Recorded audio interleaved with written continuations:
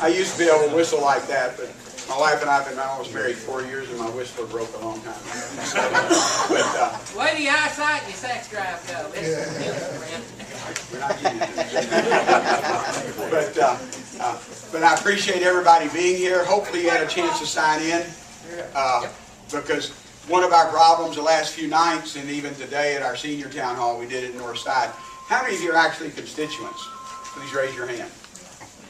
Well, we also found out a lot of folks will raise their hand that are not constituents, but we don't ask for your picture ID. Well, but you know, well, and frankly, we're all Americans. So, but okay, let's get some ground rules first.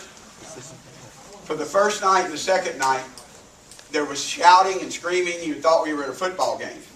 This is not that venue for that. Small stadium. And so, if you feel like you need to scream and shout, then I'm going to ask you to leave. And if not, you know, you have the right to freedom of speech, and I've exercised my right many times, but you actually go out on the public property outside to do that. And because tonight is a town hall, we do lots of town hall meetings. Those of you who are constituents know that I've been doing these things for many years, and in fact we have a number of them. This is our fourth one this week, and we have about 3 or 4 more over the next, toward the end of August and 1st of September.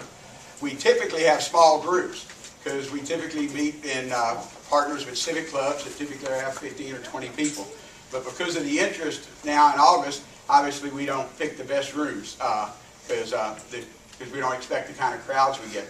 Most of the time, those of you who have come before will know we get about 20 people, 30 people. And I like that because that way we get to talk, and that's what these are for. Congress is in session most of the time during the week, and so during August and sometimes in January is when we're out of session enough I can actually schedule them during the week. Otherwise they're on Saturdays, and that makes it hard for a lot of folks to come to them.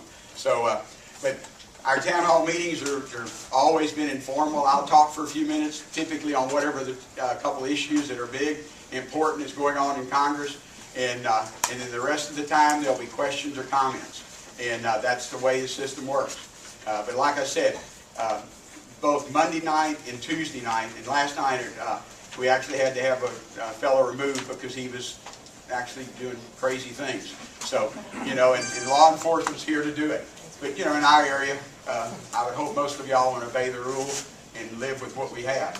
If you want to protest, again, you have your right to go outside and you can stand there along the feeder street on 45 and do that. And because that's your right. Having grown up picketing, whether it's with organized labor or with you know, in the north side area trying to get rid of massage parlors in the area, we've exercised our freedom of speech many times. So, and I believe it. Let me talk about what I'm going to do, because that's the ground rules. And if, like I said, if you start hooting and hollering, you may want to go over to Robertson Stadium or Reliant, because that's where I like to go on the Sunday afternoons and cheer for the Texans. But let me introduce the staff who's here. Shirley Gonzalez.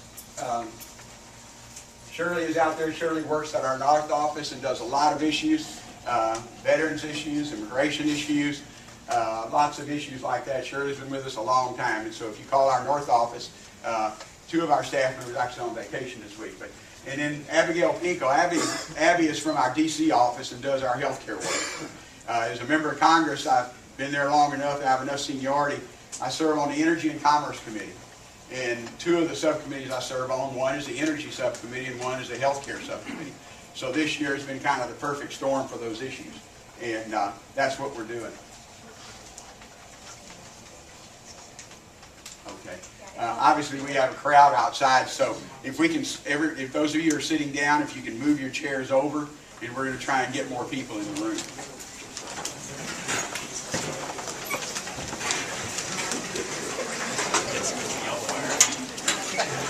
I'm glad we have the constables here. I don't want the fire marshals to do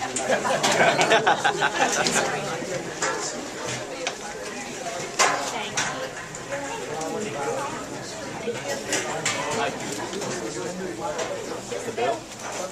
That's the bill.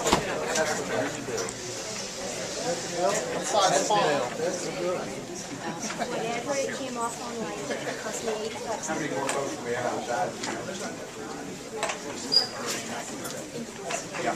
If y'all can move the chairs over and get in line, that way we can stand some people up along the wall. So y'all wouldn't have somebody in front of you. Thank you.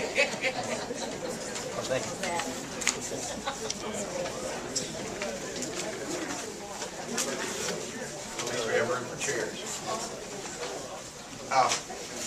But, so our committee that I'm on actually had both the cap and trade bill early in the year and the health care bill. And I'm fortunate enough to be on both subcommittees. And I moved the Energy and Commerce Committee in 1997 to deal with health care and also energy, because that's where we come from in our area. So, and that's our district. Those of you who don't know our district lines, because it has changed every few years, we actually go from the Greenspoint Mall parking lot to Baytown. And we have half of Baytown and about half of Pasadena, all of South Houston, and come up the Gulf Freeway here. Well, we go out the Gulf Freeway. Once you get to the all the auto dealers there, just before Beltway 8, you've gone out of our district. So we have everything inside that goes around Hobby Airport, but we also go up almost to Intercontinental Airports. We have Northside Houston and East End from almost downtown all the way out to the Ship Channel. So that's our area. Pardon? Right here, I don't go further west than Milby Street, east of downtown, and on I-45 is our boundary on the west side. So we used to have a district that went a long way to the west. In fact, had Spring Branch in the 90s, but that was changed in '96. So, You go to Beltway? pardon? You want to go all the way to Beltway, or? On Northeast, we have the area around the Beltway. We have Channelview, North Shore, Sheldon area inside the Beltway. And although we don't take in the North Forest School District, our district actually loops around North Forest. Pasadena side. Oh, in Pasadena, we go south along, well, it's actually, you know where Monument Chevrolet is? There must be a drainage ditch or a pipeline just to the east of them. That's the Pasadena city boundary line, and that's our boundary line. Okay. We have the Deer Park property tax with the Shell refinery, but we don't have hardly anybody who lives in Deer Park because we have all the industry in Deer Park. But we have Pasadena to the east there, or to the west. And so we have North Pasadena and the west side of Pasadena. And but that's our district. And like I said, it changes every few years, you know, either the federal courts or the legislature. I actually grew up in our district in Northside near Northline. And I was congratulating a couple here who's celebrating their 42nd anniversary in January. My wife and I have made it almost 40 years. We'll celebrate 40 in January. And we actually grew up in the same neighborhood. Went to two separate high schools because frankly, I was a football player and she was an honor society, so somehow we still got together. But I'm going to talk about the cap and trade bill and the health care bill, and then from then on, it's other issues or whatever you want to talk about.